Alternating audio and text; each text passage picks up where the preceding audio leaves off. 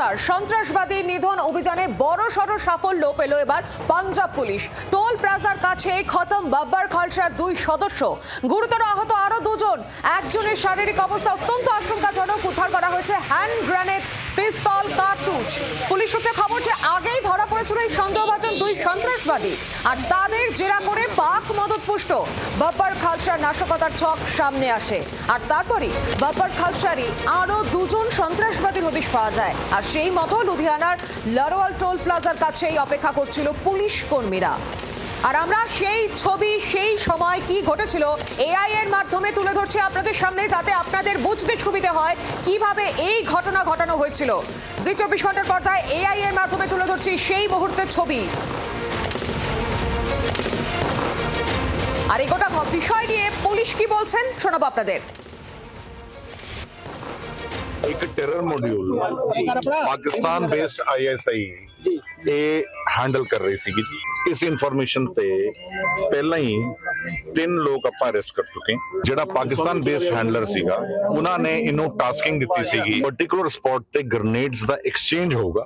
ਇਹਨਾਂ ਨੇ police party ਤੇ ਫਾਇਰਿੰਗ ਕੀਤੀ, ਪੁਲਿਸ ਨੇ ਜਵਾਬੀ ਫਾਇਰਿੰਗ ਕੀਤੀ।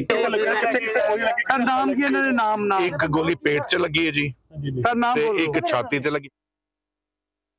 আর বিস্তারিত জানবো, সঙ্গে রয়েছেন প্রতিনিধি রাজীব চক্রবর্তী। রাজীব, লুধিয়ানা এনকাউন্টার সন্ত্রাসবাদী নিধন অভিযানে বড়সড় সাফল্য পাঞ্জাব পুলিশের।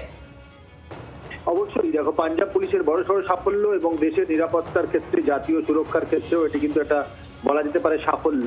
তার কারণ ISI যাদের পেছন থেকে সাপোর্ট দেয়, এমন এই যে BKI অর্থাৎ বাব্বার খালসা ইন্টারন্যাশনাল নামক যে সংস্থা, তাদের 2 জন জঙ্গি ইতিমধ্যেই ধরা পড়েছিল পুলিশের জালে, এবং আরো 2 জন জঙ্গি বিশেষ কোনো টাস্ক নিয়ে গ্রেনেড রাখার জন্য, অর্থাৎ গ্রেনেড রেখে ভয়াবহ বিস্ফোরণ ঘটানোর লক্ষ্যে তারা ভারতে প্রবেশ করেছিল। এবং পাঞ্জাবের, যেমনটা তুমি বললে যে এই লাডওয়াল টোল প্লাজা, সেইখানে কিন্তু তারা পৌঁছানোর পরই পুলিশ তাদের আটক করতে চেষ্টা করে, এবং তখনই তারা গুলি চালায়। পাল্টা গুলির লড়াই শুরু হয়, এনকাউন্টার হয়, এবং এনকাউন্টারে 2 জনেই কিন্তু জখম হয়, গুলিবিদ্ধ হয়। তাদের আটক করা হয়, সঙ্গে সঙ্গে তাদেরকে হাসপাতালে পাঠানো হয়েছে। বড়সড় সাফল্য, বেশ কিছু জিনিস উদ্ধার হয়েছে, যার মধ্যে পিস্তল রয়েছে, কার্তুজ রয়েছে।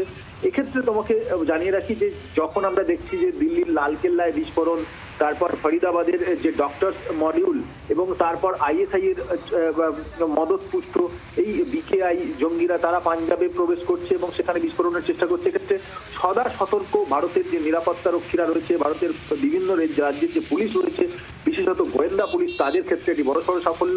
তার কারণ যদি এই বিস্ফোরণ বা গ্রেনেড যদি তারা রাখতে, গ্রেনেড বিস্ফোরণ করতে সফল হতো, তাহলে আরো বড় ক্ষতি হতে পারতো। এখন তাদের জিজ্ঞাসাবাদ করে আরো তথ্য পাওয়ার চেষ্টা চলছে।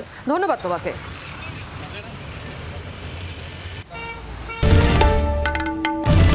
বাংলার আওয়াজ, বাঙালির আবেগ, জি 24 ঘন্টা।